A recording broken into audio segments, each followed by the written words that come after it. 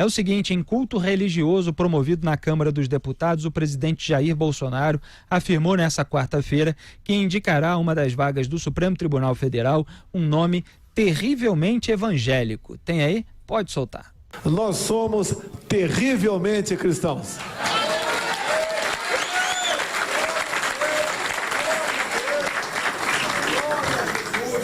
E esse espírito deve estar presente em todos os poderes. Por isso, o meu compromisso: poderei indicar 2 ministros para o Supremo Tribunal Federal. Um deles será terrivelmente evangélico.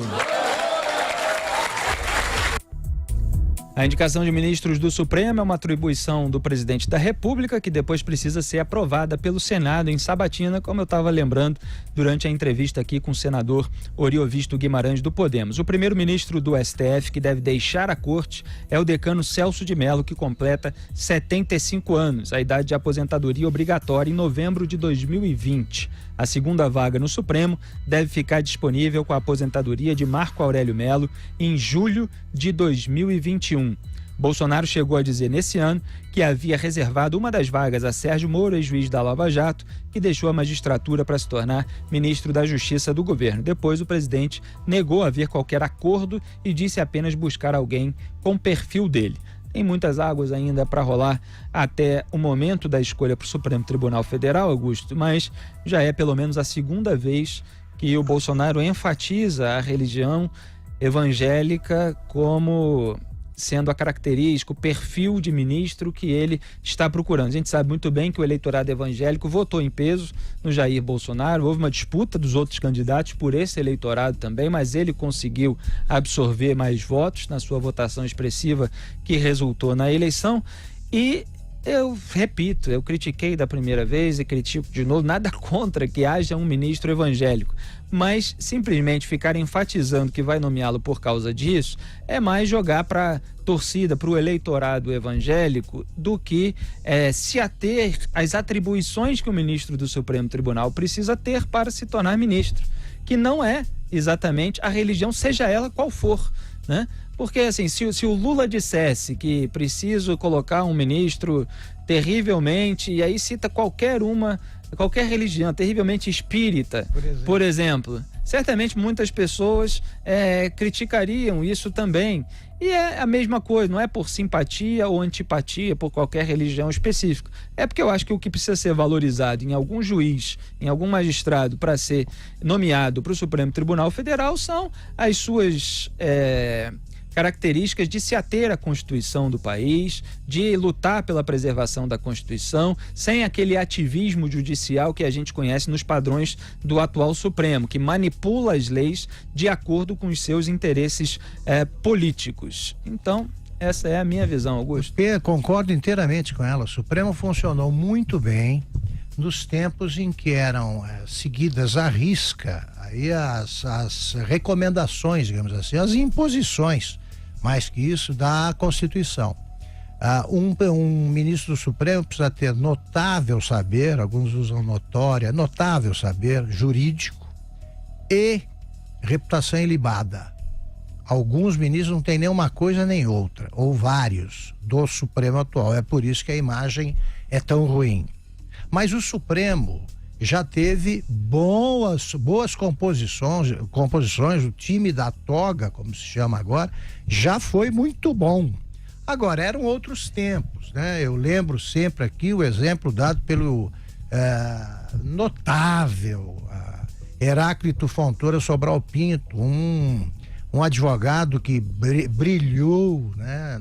Desde os anos 40, ele brilhou até a campanha das diretas, tal. Sempre um homem que marcava a sua atuação pela integridade.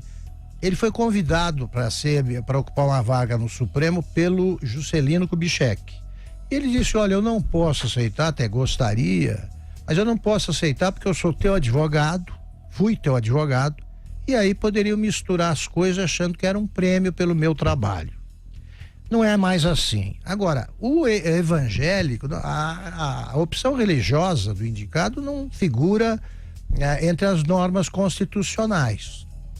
É claro que o presidente, como ele pode indicar, ele pode levar em conta qualquer outro critério, mas é muito ruim enfatizar aí o evangélico, nada contra, como o Felipe disse, ninguém aqui tem nada contra. É bom a gente enfatizar nada isso, contra. porque obviamente tem setores da imprensa que podem ter os seus preconceitos, os seus ranços contra o evangélico. Não é por causa disso que a gente está falando. Isso. E inclusive o ministro pode ser evangélico sem problema nenhum. É só a questão do discurso do presidente enfatizar esse ponto. Diria a mesmíssima coisa se ele dissesse terrivelmente católico, isso, ou terrivelmente espírita, terrivelmente qualquer coisa. O terrivelmente, então, é um advérbio perfeitamente dispensável. Precisava entrar. Agora, o evangélico, para que insistir nisso? Aí ele vai ser acusado, e é difícil responder, de fazer política, fazer uma escolha eleitoral no Supremo para satisfazer uma faixa. A sua base. Né, da sua base, que é evangélica. Não precisava. O que eu acho é que precisa seguir a regra constitucional esquecida. O indicado tem que ter notável saber jurídico e reputação ilibada. Eu acho que se o presidente julga que um juiz evangélico tem um nível de moralidade, por exemplo, maior do que outras pessoas e tal, eu acho que deve se destacar a moralidade do juiz. Aí não o ser evangélico é secundário. Exatamente, é secundário. Ana Paula, diga aí a sua visão, as suas considerações. Eu acho que a palavra evangélico ele até poderia colocar, mas como muito bem colocou Augusto, né, com notável saber jurídico, com reputação ilibada e também evangélico, acho que o terrivelmente é totalmente dispensável.